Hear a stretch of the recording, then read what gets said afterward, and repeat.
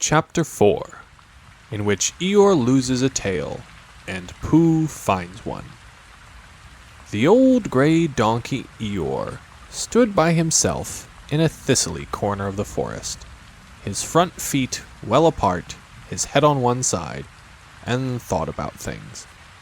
Sometimes he thought sadly to himself, "Why?" And sometimes he thought, "Wherefore?" And sometimes he thought, "Inasmuch as which?" And sometimes he didn't quite know what he was thinking about. So when Winnie the Pooh came stumping along, Eeyore was very glad to be able to stop thinking for a little in order to say, "How do you do?" in a gloomy manner to him. "And how are you?" said Winnie the Pooh. Eeyore shook his head from side to side. "Not very how," he said. "I don't seem to have felt at all how for a long time."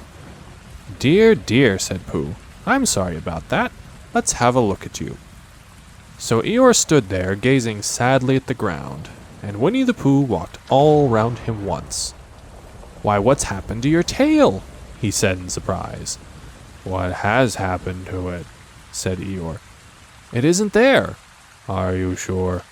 "Well, either a tail is there or it isn't there. You can't make a mistake about it.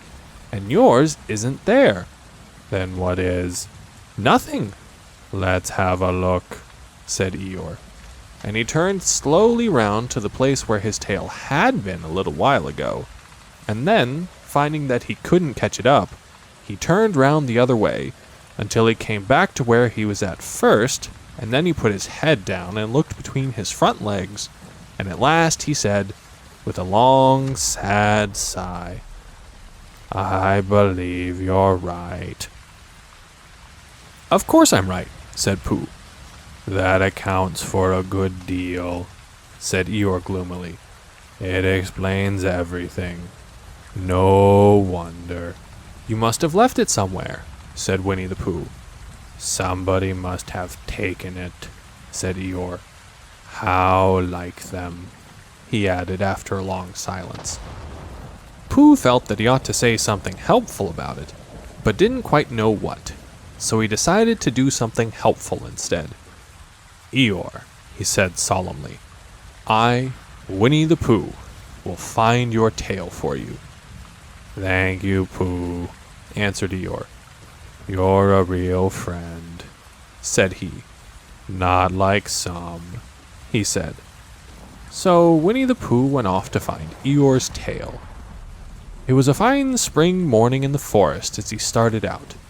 Little soft clouds played happily in a blue sky, skipping from time to time in front of the sun, as if they had come to put it out, and then sliding away suddenly so that the next might have his turn. Through them and between them the sun shone bravely, and a copse which had worn its furs all the year round seemed old and dowdy now, beside the new green lace, which the beeches had put on so prettily. Through copse and spinney marched Bear, down open slopes of gorse and heather, over rocky beds of streams, up steep banks of sandstone, into the heather again, and so at last, tired and hungry, to the 100-acre wood. For it was in the 100-acre wood that Owl lived, and if anyone knows anything about anything, said Bear to himself, it's Owl, who knows something about something, he said. Or my name's not Winnie the Pooh, he said. Which it is, he added. So there you are. Owl lived at the Chestnuts, an old-world residence of great charm, which was grander than anybody else's, or seemed so to Bear, because it had both a knocker and a bell-pull. Underneath the knocker there was a notice which said, "Please ring if an rinser is required." Underneath the bell-pull there was a notice which said, "Please knock if an rinser is not required." These notices had been written by Christopher Robin, who was the only one in the forest who could spell.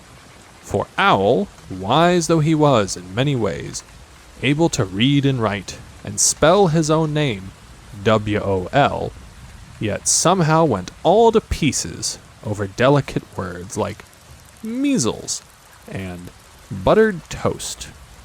Winnie the Pooh read the two notices very carefully, first from left to right, and afterwards, in case he had missed some of it, from right to left. Then, to make quite sure, he knocked and pulled the knocker, and he pulled and knocked the bell rope, and he called out in a very loud voice, "Owl, I require an answer. It's Bear speaking." And the door opened, and Owl looked out.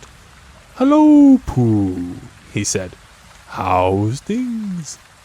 "Terrible and sad," said Pooh, "because Eeyore, who is a friend of mine, has lost his tail, and he's moping about it.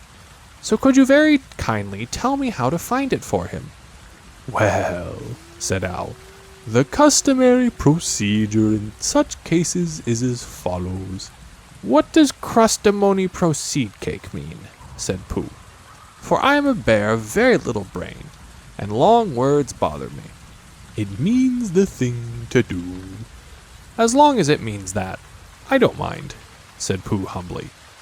"The first thing to do is as follows.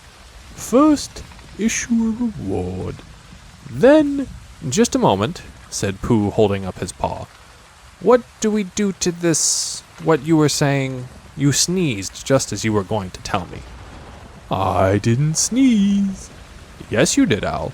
"Excuse me, Pooh, I didn't. You can't sneeze without knowing it." "Well, you can't know it without something having been sneezed." "What I said was, first issue a reward." "You're doing it again," said Pooh sadly. "A reward," said Owl very loudly. "We write a notice to say that we will give a large something to anybody who finds Eeyore's tail." I see," said Pooh, nodding his head. "Talking about large somethings," he went on dreamily, "I generally have a small something about now, about this time in the morning," and he looked wistfully at the cupboard in the corner of Owl's parlor. "Just a mouthful of condensed milk or what not, with perhaps a lick of honey." "Well, then," said Owl, "we write out this notice, and we put it up all over the forest." "A lick of honey," murmured Bear to himself. Or not, as the case may be, and he gave a deep sigh and tried very hard to listen to what Owl was saying. But Owl went on and on, using longer and longer words, until at last he came back to where he started, and he explained that the person to write out this notice was Christopher Robin. "It was he who wrote the ones on my front door for me. Did you see them, Pooh?" For some time now, Pooh had been saying yes and no in turn with his eyes shut, to all that Owl was saying, and having said yes last time, he said no, not at all now, without really knowing what Owl was talking about. "Didn't you see them?" said Owl, a little surprised. "Come and look at them now." So they went outside, and Pooh looked at the knocker and the notice below it, and he looked at the bell rope and the notice below it, and the more he looked at the bell rope, the more he felt that he had seen something like it somewhere else before, some time before. "Handsome bell rope, isn't it?" said Owl. Pooh nodded. "It reminds me of something," he said, "but I can't think of what. Where did you get it?"